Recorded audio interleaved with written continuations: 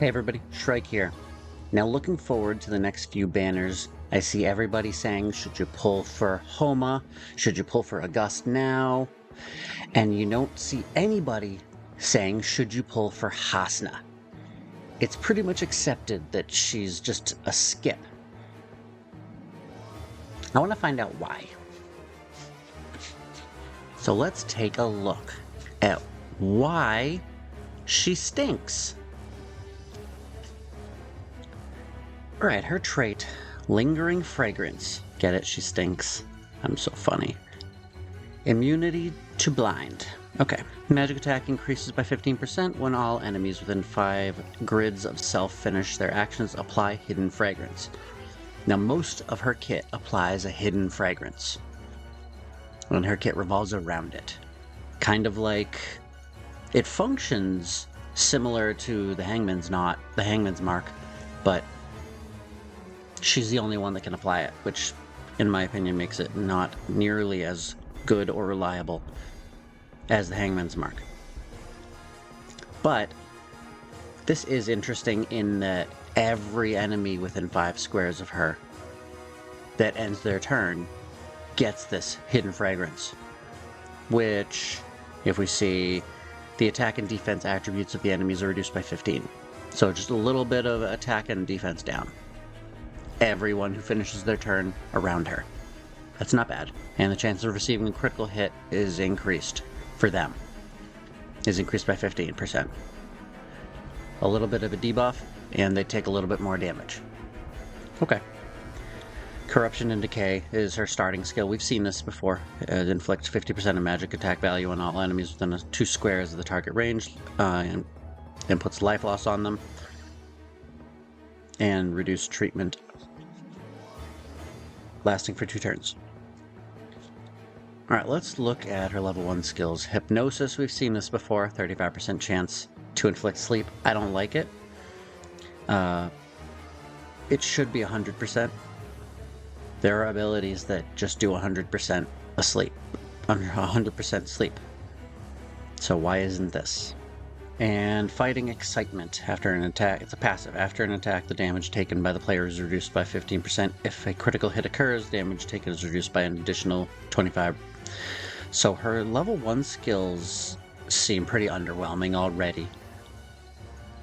There are some units whose level 1 skills you want to Castalia because they're both so good. But not so much here. I would honestly ignore these. You're probably not going to have either of these on your loadout anyway. Level 3 skills, we've got Strong Aroma Shock. See, everything she does, it revolves around this aroma. She's stanky, okay? Magical damage, single attack causing 150% damage, and applies to all enemies within 2 squares of the target range, Hidden Fragrance. So it's a Stink Bomb. Hits one person, blasts out a stink bomb around them. Okay. But this has to target someone. I believe Corruption and Decay can target the ground. I'm not positive about that, so don't quote me on it. But okay, that at least is unique to her. Alright, and this one's a bit confusing. Scented Path. After attacking, inflict Hidden Fragrance debuff. So when you attack, you inflict the Hidden Fragrance on someone. And when attacked by Hasna, if they have the Hidden Fragrance, you will receive 2 energy points and gain 40% HP. I believe that's what that's saying. So I think that if they already have it, since a lot of enemies are going to have the Hidden Fragrance around you,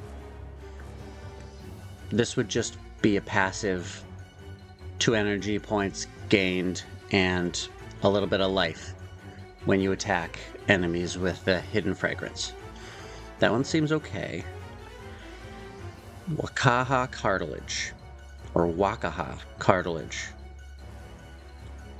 Reaction. Possess Hidden Fragrance.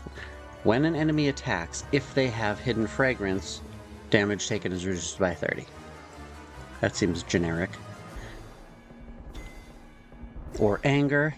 When actively attacked, damage received is reduced by 8%. After being attacked, you gain increased damage 2, which lasts for 3 rounds. We've seen anger before. At least Wakaha cartilage is related to her hidden fragrance. That would be the one you want there. Still, I'm not impressed, and we're already at the reactions. Level 7, come on, impress me. Raid. Support, instant. Gain, critical hit 1, injury 1. Injury 1? Injury resistance 1? What is injury 1? Can you be a little bit more specific? Critical hit 1, critical damage 1. Okay. Injury 1. And move 2 lasts for 1 round. Okay, she's not really meant to be very mobile. And she's not a damage dealer. She just kind of sits there and stinks. Just emits her stank. Even when she attacks, like that one, causing 150% damage, and applies the stank bomb. That's honestly her most impressive skill at the moment. But that's not the payoff for the hidden aroma. That is an applicator for the hidden aroma. We're still waiting for the payoff. Alright, scent of a person. When the action starts, if there is a hidden fragrance, you gain critical hit 2, the maximum range increased by 1 square, and after causing a critical hit, it can move another 2 squares. Okay, this is a passive. I think it's saying that when the action starts, if there is a hidden fragrance, you gain... Oh, let me look at that here. Scent of a person. When the action starts, if there is enemy with dark fragrance within 4... Okay, that makes sense. If there is an enemy nearby you within 4 squares of you with the hidden fragrance, then you gain critical hit 2 and the maximum range of your movement or attack increases by 1 square. I think it would say increased move 2 if it was movement, so it's probably her attack. After a critical hit, the player can move an additional 2 squares. So giving her more critical implies that you want her to be a damage dealer, but she doesn't seem like a damage dealer. So I don't know, you obviously get that one because it's just better than Raid, but I'm still not impressed. Hypnotic Strike. Once again, it's not 100% sleep. 80% magic damage with a 30% chance to inflict sleep. Is that just the same as this? 35% damage, inflicting... Oh, this is 100%. I read that as 35% chance to inflict sleep. Okay, so this is 100%. So is this better than this one then? After an attack, the damage taken by the player is reduced by 15. Yeah. Yeah, I think Hypnosis is more useful than Fighting Excitement. That's just damage mitigation. Okay, and then Hypnotic Strike is the one I don't like, because it's only a 30% chance to inflict sleep. And for 1 round. This sleep lasts 2 rounds. Yeah, much better. That's the same thing Abyss has. One of the reasons she's so good. So is she does life loss and hypnosis. Is she just an upgraded Abyss? I feel like Abyss is fine. She does her job. I don't know if you need her to... And she's a Seeker, which just makes her worse. Destroyers are better. Abyss, so far, is better than her. Okay, let's look at the other one. Eviscerating Phantom. Cool name. Normal attack. Single attack causing 90% magic damage. If adjacent to the target, and it has hidden fragrance, it will make an additional attack causing physical damage equal to 50% of the magic attack value, which has a guaranteed crit hit. Okay, this is more leaning into the damage. Saying that if you're next to somebody who has hidden fragrance, which will probably happen, then it'll do a follow-up attack after you attack. Again, leaning into the damage. But it's a normal attack. It's the basic attack. I honestly think we take Hypnotic Strike, though. She's not a damage dealer. I don't know. Either one, I think. Neither one super impressed me, though. We only have one more to go. And I think I'm learning why nobody's even considering pulling for her. Penetrates deeply. Is that really the name of the move? Come on, load. Penetrates the bones. Okay, that one's a little bit better. Single attack, causing 140% damage to... If they have Hidden Fragrance, it deals 170% damage. So 140% without Hidden Fragrance, 170% with. This is the payoff. This is what we were looking for. And before attacking, increases the critical hit rate and critical damage of the attack by 15%. That's the payoff. What's the cooldown or the cost? Oh, no cooldown, it looked like. Yeah, no cooldown, cost 4. Okay. And 3 out, but 4 out if they have the mark, the fragrance. This could, I would say that this could be her one payoff. Most of the time, you're doing passive stank bombs. No, the strong aroma shock. 150% damage and applies to all enemies within squares Hidden Fragrance, which, I mean, it reduces attack and defense and how much damage they take. So it's an AoE debuff. This might be her most useful. Strong aroma shock. Let's take a look at the cooldown and cost of that one.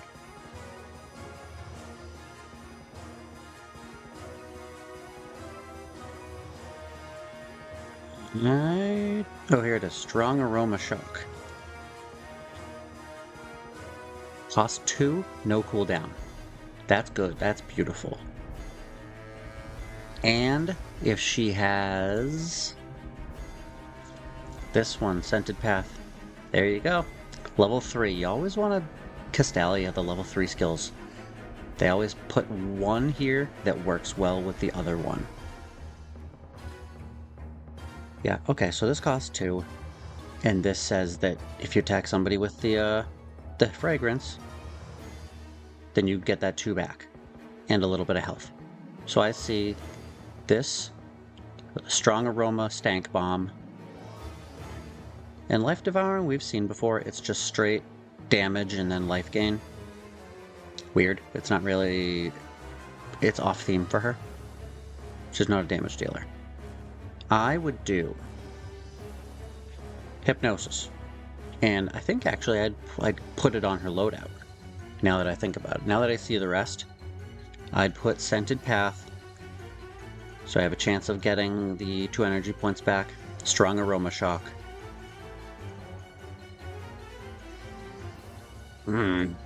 That's 3. So this will be her reaction. So then maybe I don't do Hypnosis. So Strong Aroma Shock, Scented Path, then this, in case I need some damage. That's still, it's 170 and they need the Hidden Fragrance. This is 150 damage. And it gives them the Fragrance, which is a debuff. So this one's honestly not that much weaker than this one. Okay, change my mind again. Hypnosis. Strong Aroma Shock, Scented Path. Wakanda Cartilage. Wakanda Cartilage forever. And then probably Hypnotic Strike. We have 2 ways to put them to sleep. AoE debuff. Her passive, which is an AoE debuff. And that's it. She's a debuffer. She is Abyss 2.0. Which means we don't really need her, because Abyss is just fine as she is. And she's a destroyer.